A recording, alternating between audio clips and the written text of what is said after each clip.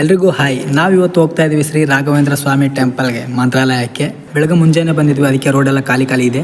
Bus ಹತ್ತಿ ಇನ್ನು 5 ನಿಮಿಷ ಕೂಡ ಆಗಿಲ್ಲ. ನನ್ನ ಹೆಂಡತಿ ಮತ್ತೆ ನಮ್ಮ ತಮ್ಮ ಆಗ್ಲೇ ನಿದ್ದೆನೆ ಮಾಡ್ತಾ ಇದ್ದಾರೆ. ಅಂತೂ ಇಂತೂ ಮಂತ್ರಾಲಯಕ್ಕಂತೂ ರೀಚ್ ಆಗೇ ಬಿಟ್ಟಿವಿ. ದೇವರ ದರ್ಶನ ನೋಡಕ್ ಕಾಯ್ತಾ ಇದ್ದೀವಿ. ನೋಡಕ್ ತುಂಬಾ ಚೆನ್ನಾಗಿದೆ. ನಾನಂತೂ ನಮ್ಮ ಊರಿಗೆ ಹತ್ರ ಆದ್ರೂ ಫಸ್ಟ್ ಟೈಮ್ ಇನ್ನೂ ಬರ್ತಾ ಇರೋದು. ಯಾಕೆ ಇಷ್ಟು ದಿವಸ ಬರಲಿಲ್ಲ ಅಂತ ಇವಾಗ ಬೇಜಾರಾಗ್ತಿದೆ. ತುಂಬಾ ಚೆನ್ನಾಗಿದೆ ರಿಯಲಿ. ನೀವು ಕೂಡ ಒಂದ್ಸಲ ಭೇಟಿ ನೀಡಿ ನೋಡಿ ಹೇಗಿದೆ ಅಂತ. ನನ್ನ ಹೆಂಡತಿ ಅಂತೂ ಫುಲ್ ಖುಷಿಯಾಗಿದ್ದಾಳೆ. ಇಷ್ಟು ದಿವಸ ಆದ್ರೂ ನೋಡ್ಲಿಲ್ಲ, ಈಗಾದ್ರೂ ನೋಡಿದ್ದೀನಿ ಅಂತ. ನಾವು ದರ್ಶನಕ್ಕೆ ಲೈನ್ ನಿಂತಾಗ ಸ್ವಲ್ಪ ಜನ ಇದ್ರು, ಸ್ವಲ್ಪ ಮೀಡಿಯಂ ಇದ್ರು. ಹಾಗೆ ಒಬ್ರನ್ನೊಬ್ರು ತಳ್ಕಂತ ಅಂತೂ ಇಂತೂ ಸ್ವಲ್ಪ ಮುಂದೆ ಬಂದಿದೀವಿ. ಮತ್ತೆ ಜನದಲ್ಲಿ ಏನಾದ್ರು ಮಿಸ್ ಆಗ್ತೀವಿ ಅಂತ ಹೇಳಿ ನನ್ನ ಕೈ ಅವಳು ಹಿಡ್ಕೊಂಡಿದ್ದೆ, ಅವಳ ಕೈ ಇವನು ಹಿಡ್ಕೊಂಡಿದ್ದೇನೆ. ನಾವು ಬಂದು 10 ನಿಮಿಷಕ್ಕೆ ಜನ ಸಾಗರನೇ ಕಲ್ತು ಬಿಟ್ಟಿದೆ. ತುಂಬಾ ಜನ ರಿಯಲಿ. ನಾವು ಬಂದು 10 ನಿಮಿಷಕ್ಕೆ ಎಷ್ಟು ಜನ ಕಲ್ತಿದ್ದಾರೆ ಅಂದ್ರೆ ನಮಗೆ ತುಂಬಾ ಆಚಾರ ಆಯ್ತು ನನಗಂತೂ.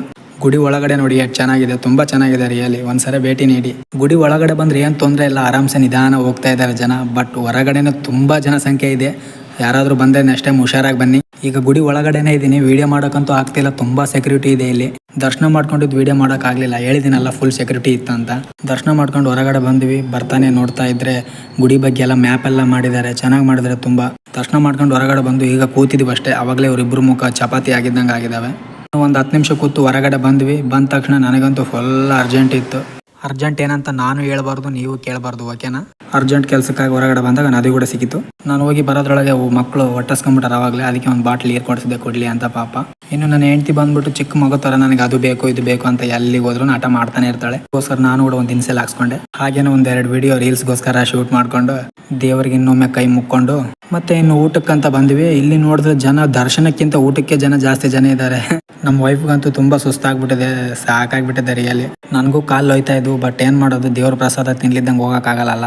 ಕೊನೆಗೂ ಊಟ ಸಿಕ್ತು, ಊಟ ಮಾಡ್ತಾ ಇದೀವಿ. ಊಟ ತುಂಬಾ ಚೆನ್ನಾಗಿದೆ. ಇನ್ನು ಊಟ ಮಾಡ್ಕೊಂಡು ಪಾನ್ ಸಿಕ್ತು, ಪಾನ್ ಹಾಕೊಂಡು ಇನ್ನು ಹೊರಗಡೆ ಬಂದ್ವಿ. ಇದೆಲ್ಲ ನೋಡಿದ್ಮೇಲೆ ನನಗಂತೂ ಅನ್ಸಿದ್ದು ಒಂದೇ, ಇಷ್ಟು ಹತ್ರ ಇದ್ರೂ ನಮ್ಮೂರಿಗೆ ಯಾಕೆ ಇಷ್ಟು ದಿವಸ ಆದ್ರೂ ನಾನು ಬರಲಿಲ್ಲ ಅಂತ ತುಂಬಾ ಬೇಜಾರಾಯ್ತು ರಿಯಲಿ. ಇನ್ನು ನನ್ನ ಹೆಂಡತಿ ಅಂತೂ ಬಸ್ ಸಿಗ್ತದೆ ಇಲ್ಲ ಅಂತ ನಮ್ಮನ್ನು ಬಿಟ್ಟು ಮುಂದೆನೇ ಹೋಗ್ತಾ ಇದ್ದಾಳೆ.